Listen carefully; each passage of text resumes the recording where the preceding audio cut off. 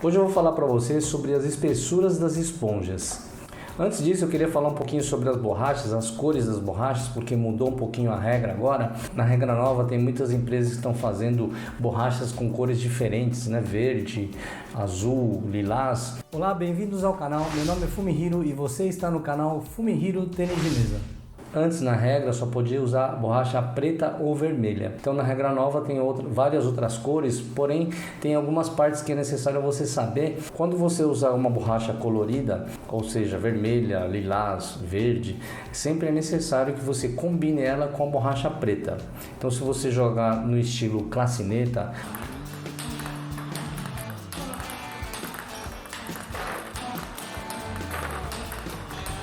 ou no estilo clássico, que você vai usar duas borrachas,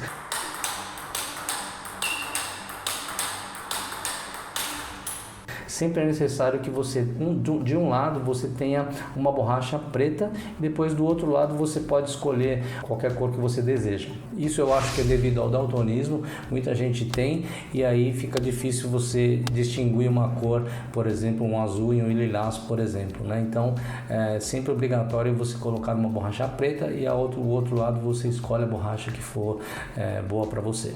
Sobre as cores, não vai fazer diferença se você usar uma borracha lilás, um azul, ou verde, ou preto, ou vermelho, não vai fazer interferência na velocidade e nem no efeito. A sua diferença é somente a cor mesmo. Agora vamos para o que interessa, que é a esponja. A borracha, que nós chamamos de top sheet, né? Essa que tem várias cores, e embaixo da borracha nós temos a esponja. As esponjas têm muitas especificações e é um pouco difícil aqui, porque até para mim que eu sou profissional é um pouco difícil, porque dependendo da marca, ela usa um tipo de nomenclatura. Algumas empresas, por exemplo, na Butterfly, eles usam FX para esponjas moles, a Yasaka usa AD, tem algumas empresas que usam números tipo 35 graus, 45 graus. Quanto maior o número, mais duro é a esponja. E a esponja, ela tem uma espessura, né? Ela tem de 0,5 milímetros até 2,3 milímetros de espessura de esponja. Mas vamos falar primeiro entre as borrachas lisas e pino curto. As borrachas lisas e pino curto geralmente é considerado uma esponja média de 1,5 milímetros a 1,7 milímetros. Depende da marca, ela coloca uma espessura a mais ou a menos. Para as esponjas grossas é entre 1,8 a 2,0 milímetros e para a esponja grossa é de 2,1 a 2,3 milímetros. A altura total da esponja com a borracha não pode ultrapassar a 4 milímetros. Vamos falar agora sobre o pino alto. A borracha pino alto tem algumas que não tem esponja e eu não vou comentar aqui. Vamos falar agora sobre o pino alto com esponja. O jogador que joga com pino alto, geralmente ele é um jogador mais defensivo, que nós chamamos de cateiro,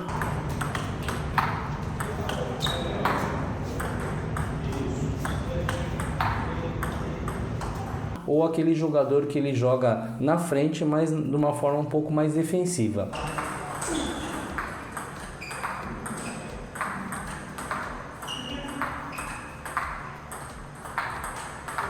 É necessário que ele use uma esponja mais fina, por isso as marcas, as empresas, elas fazem essas borrachas com esponjas mais finas. E essas borrachas são fina, super fina e super fina. A borracha fina, ela tem uma espessura entre 1,2 a 1,5 milímetros. A super fina fica entre 0,9 a 1,2 milímetros e a super fina fica entre 0,4 e 0,7 milímetros de espessura de esponja. Quanto mais fino a esponja for, mais controle você vai ter. Por isso que eu recomendo para os meus alunos, geralmente quando ele está começando, ele usar sem esponja, porque sem esponja vai pegar um pouquinho menos de efeito, mas você vai ter muito mais controle. Então, para o jogador que está começando, ele precisa aprender primeiro a parte técnica, então fica muito mais fácil que ele use sem esponja, no caso do pino alto. Então, recapitulando aqui, os jogadores que usam lisa e pino curto são jogadores mais atacantes e eles usam esponjas mais grossas. E quanto mais grossa a esponja, mais a tendência da bola pular. E no caso do pino curto, a esponja quanto mais fina é melhor, porque você vai ter o melhor controle. E fora as espessuras das esponjas, as empresas fazem esponjas originais, duras e moles. Aí que muita gente se confunde, até os profissionais se confundem, porque algumas empresas usam letras e alguns números, por exemplo, 35 graus, 45 graus, quanto maior o número, mais duro é. E teoricamente, quanto maior o número, mais a bolinha vai pular. E também com relação aos números, depende muito de onde você vai comprar. Na Europa eles usam alguns números diferentes do Japão, diferentes da China, então é bem complicado essa parte. Eu sempre procuro comprar minhas borrachas nas esponjas originais. Eu nunca escolho uma borracha mole, porque no meu caso eu sou um atacante, né? Eu sou o jogador caneta, e o jogador caneta ele tem que ser bem agressivo, é de suma importância que ele priorize a potência, então eu sempre escolho a borracha mais dura ou a original. Eu gosto da Tennis 05 porque ela tem bastante velocidade e efeito. Arahel Arthur: posso colocar uma borracha lisa e pino longo do outro lado? Eu acho que ele deve jogar caneta. Isso. Qualquer lugar, direita e esquerda, mas mexe bem, leva bem o corpo. Isso. Melhor levar o corpo, levar o pé, né? Isso. Está perguntando se ele pode colocar uma borracha aqui do outro lado, que seria uma borracha lisa ou pino longo, né? Não tem problema nenhum, você pode colocar qualquer borracha aqui, lisa ou pino longo, e você pode usar essa parte de trás aqui. Se não tiver nada aqui, se tiver só a parte da madeira aqui, se tiver só madeira aqui, você não pode usar ela, tá? Porque no tênis de mesa você tem que rebater com as borrachas, não pode rebater com a madeira, tá bom?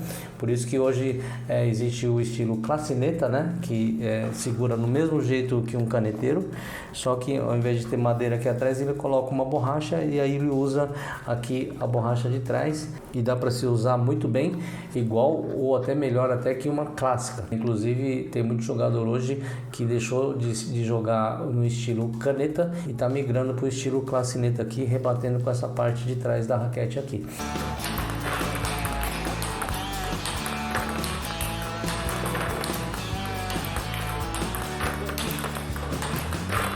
Você pode sim. A diferença é que se você colocar uma lisa, você vai usar de uma maneira, né? Usar uma técnica mais de ataque. E se você usar um pino longo, por exemplo, você vai usar de uma outra forma. Então, são técnicas diferentes, são treinos diferentes.